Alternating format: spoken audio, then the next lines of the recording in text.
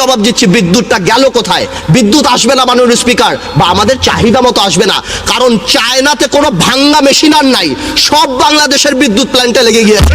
এই একটা কৃত্রিম প্রবলেম এই দেশে বিদ্যুতে দাঁড়িয়েছে, কিন্তু তারপর ইনডেমনিটি পাস করে কি করা হলো? আনসলিসিটেড বিদ্যুৎ প্ল্যান দেওয়া হবে। কি বেস প্ল্যান? টেন্ডার হবে। খেলবে কে মাননীয় স্পিকার? খেলবে আমাদের বিদ্যুতের ম্যারাডোনা। এই ম্যারাডোনাকে সামিট গ্রুপ, আমাদের ফারুক খান সাহেবের ভাই, সেই সামিট গ্রুপ হলো আমার বিদ্যুতের ম্যারাডোনা। আগে চাই এক পরিবারের কাছেই কিন্তু 1200 মেগাওয়াট জিম্মি। এইবার আসলো আরেকজন, এর নাম আমরা দিয়েছি বিদ্যুতে মেসি। ইনি হলো মেসি, ইনি হলো ওরিয়ন গ্রুপ। 1200 মেগাওয়াট বিদ্যুৎ দিয়েছে। বিদ্যুৎ মন্ত্রণালয়ের সাথে আবার বিমান মন্ত্রণালয়ের একটা সুন্দর সম্পর্ক আছে। আমরা যেমন আমাদের নিজেদের পিডিবির প্ল্যানগুলি বসায় রেখে ওই কুইক রেন্টালগুলি চালাই, বিমান মন্ত্রণালয় দেখি আমাদের প্লেনগুলি বসায় রেখে লিজার প্লেনগুলি গাড়ি চালায়, যাতে করে ভালো 2 পয়সা কামাই হয়। আরেকটা ঘটনা বলতে হয়, বিদ্যুৎ এই সরকার ক্ষমতা আসার পর অফকোর্স তাদের নির্বাচনী ম্যানিফেস্টো ছিল অনেক বিদ্যুৎ দিবে। I am sure, I want to personally thank যে আমরা অনেক এফর্ট কাগজপত্রে দেখেছি, কিন্তু প্রথম 1 বছর নাড়াচাড়া করে কিছুই কিন্তু করতে পারে না এই সরকার। এই সরকার তাদের পছন্দ মতো কিছু লোককে বিদ্যুৎ প্ল্যান দিতে গিয়ে অনেক ভালো ভালো কোস্টাল সাবা থেকে আরম্ভ করে অনেক কোম্পানিকে বিদ্যুৎ দেয় নাই। একটা কৃত্রিম প্রবলেম এই দেশে বিদ্যুতে দাঁড়িয়েছে, কিন্তু তারপর ইনডেমনিটি পাস করে কি করা হলো? আনসলিসিটেড বিদ্যুৎ প্ল্যান দেওয়া হবে। তারপর আরম্ভ হলো ফার্নিচার কোম্পানি, অটোবি, চানাচুর কোম্পানি, এই কোম্পানি সেই কোম্পানি, কুইক রেন্টাল দেওয়া।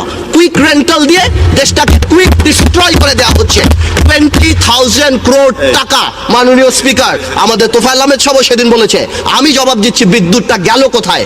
বিদ্যুৎ আসবে না মাননীয় স্পিকার, বা আমাদের চাহিদা মতো আসবে না, কারণ চায়নাতে কোনো ভাঙ্গা মেশিন আর নাই, সব বাংলাদেশের বিদ্যুৎ প্ল্যান্টে লেগে গিয়েছে। এই ধরনের কোম্পানিটা এনে সব লাগিয়ে দিয়েছে। 20,000 crore টাকা আমরা ভর্তুকি দিই মাননীয় স্পিকার। এই টাকা দিয়ে আমরা ঘোড়াশালকে ঠিক করতে পারতাম না? তারপর 1 বছর লাগা গেল বেস প্ল্যান করার জন্য। কি বেস প্ল্যান? টেন্ডার হবে। খেলবে কে মাননীয় স্পিকার? খেলবে আমাদের বিদ্যুতের ম্যারাডোনা। এই ম্যারাডোনাকে সামিট গ্রুপ, আমাদের ফারুক খান সাহেবের ভাই, সেই সামিট গ্রুপ হলো আমার বিদ্যুতের ম্যারাডোনা। আগে 200 মেগাওয়াট বিদ্যুৎ করেছেন, এখন আপনি তাকে মেঘনাঘাট দিয়েছেন। BB101, BB102। ওদিকে ডক্টর ইউনুস সাহেবের সাথে যে ঘটনাটা ঘটেছে, ওয়ার্ল্ড ব্যাংকও দরজা আটকে দিয়েছে, IMF ও দরজা আটকে দিয়েছে, এখন আর ফান্ডিং নাই। সামিটের আরেকটা ঘটনা আছে, এই শেয়ার মার্কেটে যেসব বড় প্লেয়ার, সেখানে KPCL আরেকটা বড় প্লেয়ার, 52 কোটি টাকার শেয়ার 1100 কোটি টাকায় বিক্রি করে দিয়ে মাশাআল্লাহ শেয়ার মার্কেটকে দেখিয়ে দিয়েছে।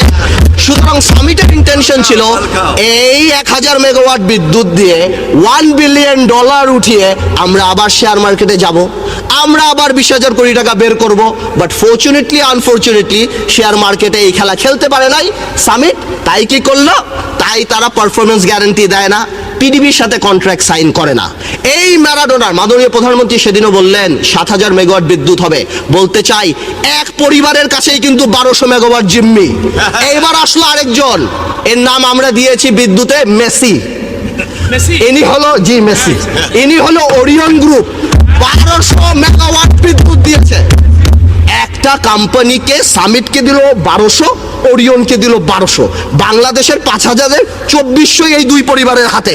তার মানে কি, আমার দেশের অর্থনীতি, আমার দেশের স্বপ্ন সবকিছু 2টা পরিবারের কাছে জিম্মি। আর চুরি নাকি খালি আমরা করি, কথায় কথায় দুর্নীতি আমরা করি।